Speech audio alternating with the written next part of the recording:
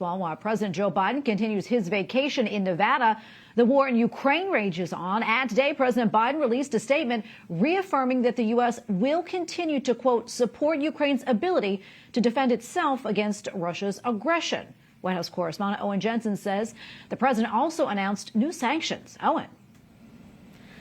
Tracy, in Ukraine, where the war now has dragged on for 18 brutal months, thousands of people killed, it's Independence Day.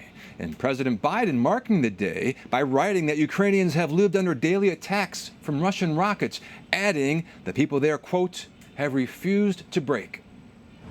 As loved ones and residents remember and honor fallen soldiers at this cemetery in Ukraine, President Joe Biden releases a statement today warning that those responsible for war crimes will be held accountable. That includes the forcible removal of thousands of Ukrainian children to Russia.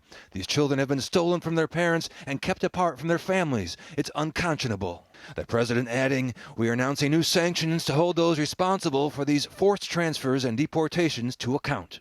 Meanwhile, Russian mercenary chief Yevgeny Prigozhin presumed dead in a plane crash, a possible assassination of a man who crossed Russian President Vladimir Putin, who has now broken his silence on the crash that killed top leaders of the Wagner mercenary group. Putin expressed condolences for those who were aboard the jet, including Prigozhin.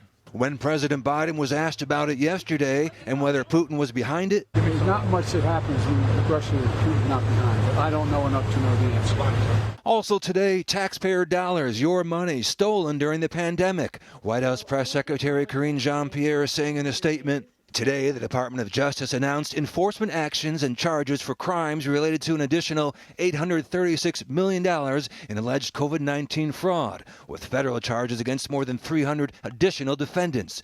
The Justice Department has now recovered over $1.4 billion, and more than 3,000 defendants have been charged.